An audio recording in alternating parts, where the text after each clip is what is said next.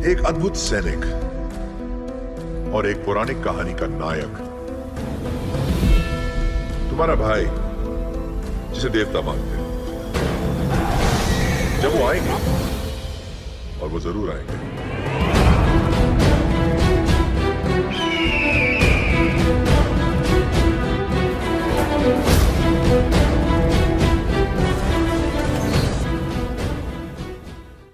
कहाँ की दिखाई जाएगी कहानी, कैसे मिलेंगे तीनों योद्धा, कौन प्ले करेगा तीसरा कैरेक्टर।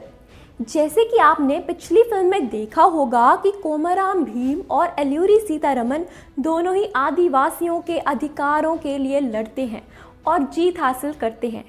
ठीक उसी तरह ही फिल्म के सीक्वल में भी दोनों को फिल्म के नए कैरेक्टर के साथ मिलकर अंग्रेज़ों के खिलाफ लड़ते हुए हमें देखने को मिल सकता है। पर यहाँ सवाल ये उठता है कि इस बार फिल्म की कहानी कौन सी जगह पर बेस्ड होगी। पिछली वीडियो में अगर हम बात करें दोस्तों, तो मैंने आपको बताया था कि इस बार फिल्म का जो तीसरा main character freedom fighter Khudiram Bose का होगा, जिन्हें असल ज़िंदगी में केवल 18 साल की उम्र में ही उनको मौत के घाट उतार लिया गया था।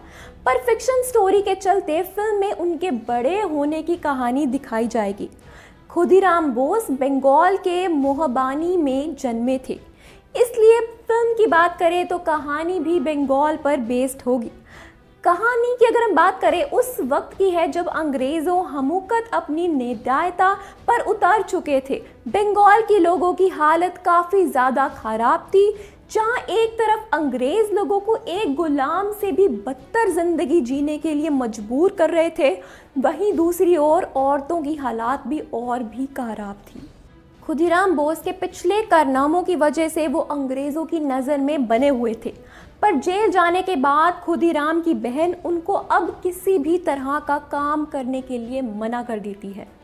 अपनी बहन की कसम से बांध कर अगर हम बात करें, वो कुछ वक्त के लिए अपनी मौसी के यहाँ चले जाते हैं।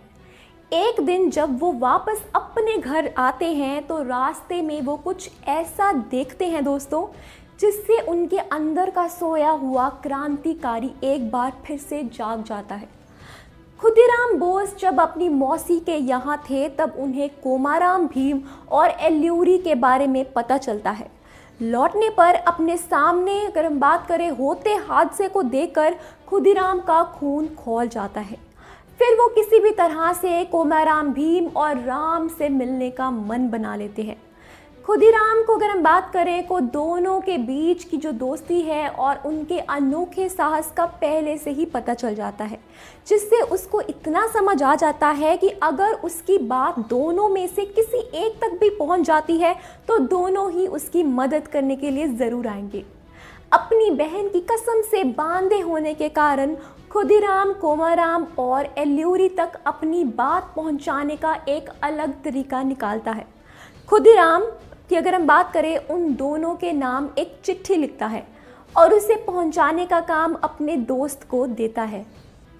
अब आगे देखने वाली बात होगी कि क्या कोमाराम और एल्लूरी तक वो चिट्ठी पहुंच पाती है या नहीं। फिल्म RRR की रेस में प्रभास ने यश को पीछे छोड़ दिया है। सोर्सेज की माने तो मेकर्स ने इस फिल्म के लिए प्रभास का नाम फाइनल किया है। प्रभास को हम सभी बाहुबली में उनके दमदार एक्टिंग से जान चुके हैं। ऐसे में अगर RRR में खुदीराम बोस के कैरेक्टर को प्ले करते हैं तो ज़रा सोचिए दोस्तों, फिल्म को कितना हाइप मिलने वाला है। वहीं बाहुबली द कंक्लूजन के बाद फैंस एक लंबे अरसे से डायरेक्टर राजामौली और प्रभास को एक बार फिर से बड़े पर्दे पर यानी कि सिल्वर स्क्रीन्स पर एक साथ देखना के इंतज़ार करते हैं, क्योंकि अब तक फैंस को इतना आइडिया तो लग चुका है कि राजामौली अब जब भी कोई फिल्म बनाएंगे वो मास्टरपीस ही होगी।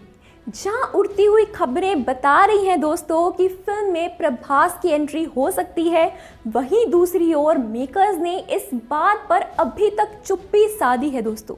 उनकी तरफ से ऐसा कोई भी बयान नहीं आया है। तो दोस्तों, आपका क्या कहना है? क्या आप एक्साइटेड है प्रभास को जूनियर NTR और रामचरण के साथ फिल्म में देखने के लिए? अपनी राय हमें कमेंट सेक्शन में ज़रूर बताएं।